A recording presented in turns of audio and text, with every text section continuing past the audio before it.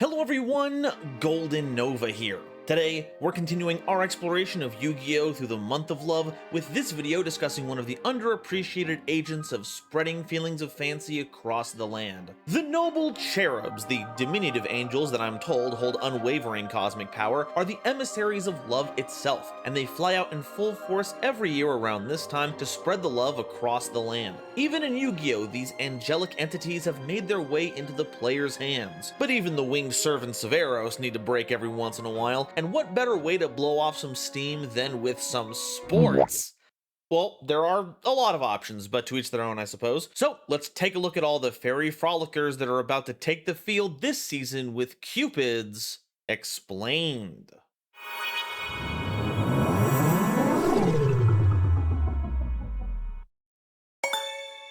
Today's episode is possible thanks to viewers like you, as well as my patrons. If you like what I do here, I would super appreciate it if you'd subscribe to help us reach another wonderful milestone video. And if you want to support me directly while getting some awesome benefits, check out the link to my Patreon in the description below.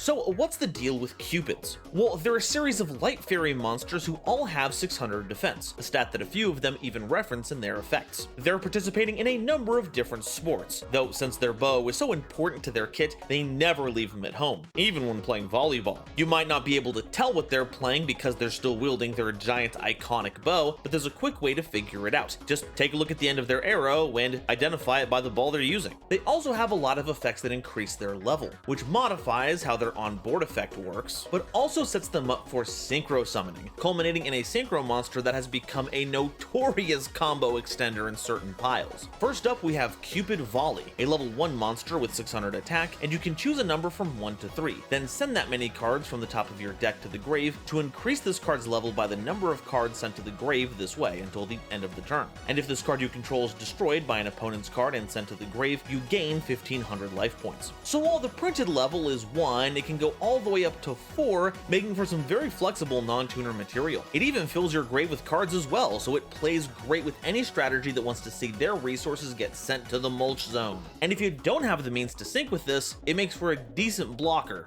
not for how sturdy it is, but for giving you life points to help cushion you against some attacks, or maybe just one attack, or even just part of an attack. Look, 1500 ain't as much as it used to be after all this inflation going on. Cupid Serve is a level 2 monster with 1000 attack that's unaffected by the activated effects of monsters, except monsters whose level is equal to or lower than this card. You can banish up to 3 cards from your grave to increase this card's level by that number until the end of the turn. So this one can go all the way up to level 5, but by doing so you actually make it more vulnerable, since it's unaffected by monster effects whose levels are at or lower than Serve's. So you better be ready to sync with this the second you use that effect. Though with stats like that, I imagine that was the case to begin with. Heck, this doesn't even have a floating effect, and it eats up your precious graveyard too. It's not the most impressive member of the roster, but it is fitting, you know, since tennis expresses some of its scoring in terms of love. Cupid Dunk is a level 4 monster with 1800 attack that can't be destroyed by battle with a monster unless that monster has a higher level, and once per turn during your standby phase, you can increase this card's level by 1. Now, in this case, it gets more formidable the higher level it is, increasing the spread of monsters that can't run it over in battle. And it even comes with an attack stat that's worth bothering with. It even gains the levels permanently, unlike our previous entries, but the downside is that the growth is very slow, so it would behoove you to have some other effect that boosts levels on hand. But that's about as far as the utility of this card really goes. It doesn't really have a strong list of skills, so don't expect to use this to dunk on your opponent anytime soon. Cupid 4 is a level 6 monster with 2200 attack, and if all monsters you control have 600 defense, minimum 1, you can special summon this card from your hand. And as a quick effect, you can discard a card, then target a light fairy monster you control and a face-up monster on the field, and the level of your monster becomes the other monster's level until the end of the turn. Now, this is where we find out that Cupids are actually proficient in another extra deck summoning mechanic, Xyz. Paired with Volley, you can make any Xyz monster from ranks 1 to 4, with Serve giving you the possibility of making a rank 5.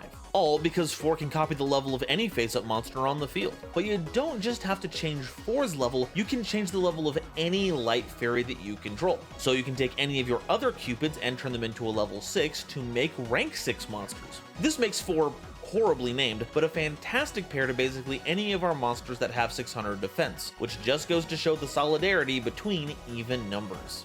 Lastly, we have a synchro monster, Cupid Pitch, a level 4 synchro tuner monster with 0 attack, requiring generic material. If this card is synchro summoned, you can increase or decrease this card's level by the level of the tuner used as material on the field, and this card gains attack equal to its level times 400. And if this synchro summoned card is sent to the grave as synchro material, inflict damage to your opponent equal to the new synchro summoned monster's level times 100. And if you do, you can add a level 8 or lower monster with 600 defense from your deck to your hand. Yeah, this card is a huge pain in the butt, acting as a variable sized tuner to access a bunch of different monsters, while dealing burn damage and grabbing a card with an admittedly very specific set of statistics. But it's not too narrow, as there are approximately 200 valid targets, and that's growing by the day. So you get closer to winning the game and set up your combo pieces. It's just a ridiculous card. We'll go more into the kinds of cards you can search with its effect later on in the video, but just know that if you can synchro summon and you can make level 4 synchros, you have got to find a way to utilize this card, because you're at a severe disadvantage if you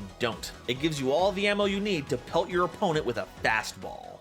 Alright, so that's all of the Cupid cards, but what do we do with them? Well, as a series of cards with no actual payoff, this is another series that's a tech pick in other decks. Pitch is the main draw, of course, but Light Fairies aren't a stranger to Xyz summoning. So let's see what other decks this can work out in, what we can use to maximize the power of Cupid, and the kinds of stuff you can get out of Pitch's effect. So what can we play to help them out? As it turns out, we actually just recently went over a theme that cares about having Light Fairy monsters and synchro summons, the new Ancient Fairy Dragon cards. This is doubly good because, for a theme with a synchro monster, Cupids have a complete lack of tuners to work with, which Ancient Fairies have in spades. Sadly, none of those cards currently have 600 defense that we can search off of Pitch, but still makes for a solid bridge for going into our big bosses. As a group of fairies, this makes for a great pair with the Herald hand traps, especially Orange Light. Not only does this give you a way to out-monster effects, some of the best things you can be doing in the game, it's also a tuner. This also means we can make use of Eva, now that it's been semi-limited, to recycle your used fairies into fresh new heralds. When Light Fairies are mentioned, Agent of Creation Venus will not be far behind. Its ability to access material is second to none, and the more bodies you have, the more options you have to build up your field. You can either use them as a glut of non-synchro material, or level modulate them with 4 so you can use them as material instead of the rest of your Cupids. I mean,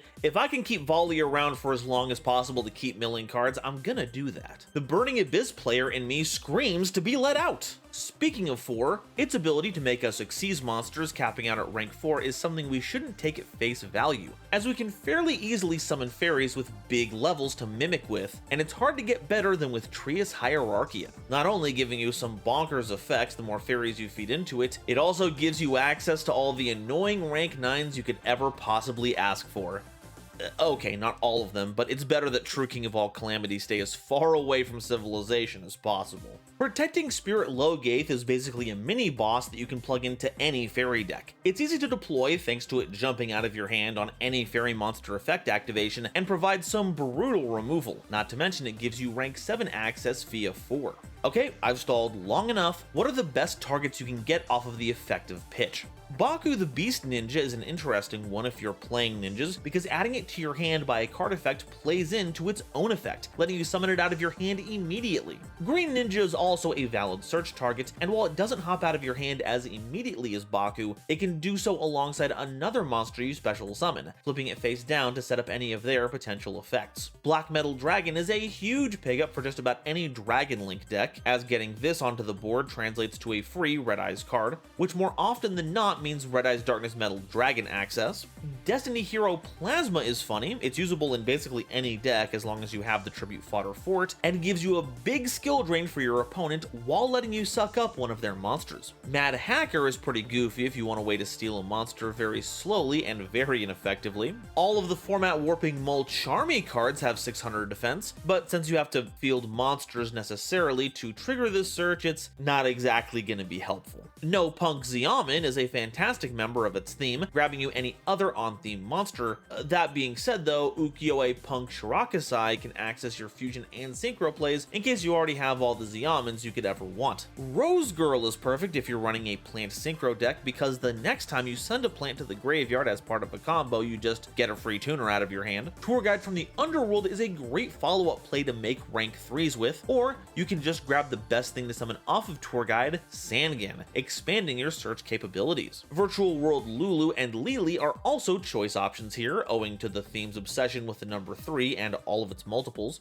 If you have any of their themed spell or trap cards active, or even a monster if you're lucky, you can get them into play immediately to continue your sequences. Speedroid Terror Top works best when you can summon it for free while you have no monsters, but that theme does come with an additional normal summon, so it's never too late to let it rip off Beyblade.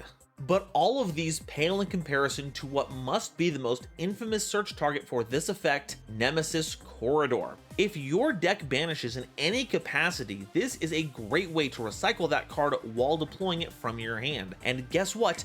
That is an activated effect. So, because you activated the effect of a Thunder monster in your hand, and you have a Thunder monster on board, you can now tribute it to summon Thunder Dragon Colossus right out of your extra deck. So congratulations! For almost zero opportunity cost, you've locked your opponent from doing any searches out of their deck. Oh, and if you, for some reason, have a banished Nemesis monster, you can randomly add that to your hand too with Corridor, you know, for fun. While Cupids lack any tuners whatsoever, there is still a synchro we can make with them. And the best part is that you can make it using 4 and any other Cupid, Chaos Angel. That card lets you use a light or dark monster as a tuner for its summon, and because 4 is already level 6, you just need 4 more levels, which thankfully Dunk is natively, while Volley and Serve can effortlessly meet that level requirement. The bad news is, because all of our material is light, we're not going to get the dark effect that keeps all of our monsters from being destroyed by battle. But we do get the half that keeps our synchro monsters from being unaffected by monster effects activated by our opponent, which is honestly the cooler effect, and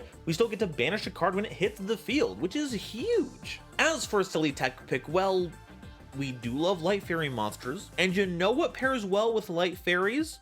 Dark Fiends. We've actually already gone over a few in our tech pick section, so why not enjoy the benefits of Stained Glass of Light and Dark? Cycling through 3 cards is pretty dope if we just have our base monster on board, but if we throw a Fiend into the mix, our opponent has to discard 2 cards after drawing 1 card. Look, if we don't get the Fiend effect, it's not the end of the world. All of that is just window dressing. The main draw is that by playing both Light Fairies and Dark Fiends, we can lean on these Sky Scourge cards. Volley is already out here milling up a storm, so our grave is going to be rife with materials that we can use to summon them. Tribute over a Cupid with Citadels for a search, block out all spells with Invisil, or grind the game to a halt with Norlaris, sending all cards on all fields and all hands to the graveyard. You don't get to keep Norlaris sadly, but hey, you get a draw out of it, hard to beat that value. And that's all I've got to say about Cupids. As a series of goofy little tech cards, I'm positive we'll be seeing a few more of them over the course of the game's history every once in a while. With them having already made their mark with a pretty horrific synchro, it'd be strange if we didn't get anything to follow up on its legacy, playable or no. Though, let's hope it's not too busted. If it wins the duel too quickly, it won't give our opponent a sporting chance. But now, I want to hear what you all have to say. Do you think Cupids have a space on the field, or should they just take their ball and go home? And which one's your favorite? Pitch may be the breadwinner, but 4 is just so dynamic. I love looking at the card art. Let me know your favorite down below, and if you haven't already, please be sure to like the episode if you liked it, subscribe if you haven't already, click one of my videos over on that suggested feed to help me show up on your homepage, and be sure to share this video with somebody you know who loves Yu-Gi-Oh! It really does a lot to help me out. Today's episode is brought to you by Dragon Shield. Get the sleeves as strong as dragon scales that even come with their own lore, and save 5% on your order by using the coupon code GoldenNova at checkout. It was also brought to you by my lovely patrons, including this month's illustrious Quasar Commanders, Upstairs Media, and the Critic of Innocence, Nebula Navigator's 3rd Dynasty, 50 Gigabytes, Ada Basilisk, Adam Zajdel, Ancient Wizard, Andrew Newman, Battle Axe, Kane Senpai, Charlie Mercury, Chibi Gohan, Christopher Fuss, Clockswork, Comrade Copperbottom, Eric, Frankie, Garland Chaos, Green Knight, Great Big Pillock, Hair Bear, Happy Majin, Harry the Ominous Benefactor, Iron Zero, Iskander 711, Carp, Marion James E. Picata, Mike Cook, Millennia Asta, Muse Clark, Neon Yami Nair, Orozco 09096, Panther J, Bactboos, Rebel King Lucifer, Red Eyes Jackalow, RJ the Jank Monarch, Sonic 21 Blast, Thievery Coast and the Wizard Moose, Cosmic Crusaders Ally Vatnia, Animasta, Anthrak, Baden von Titty Sprinkles, Beelzebub, Fish, Beluga Master, Blitzwolf, Charlie Mercury, again, Chaz Ghost, Dr. Entity RIP, Eva Padilla, Gary Lickbread, Hike Boyagian, Herbal D, Inblink, Kale the Dragon, Lobomaru02, Manga Pages, Natiel Lee Alexander, Nitromo,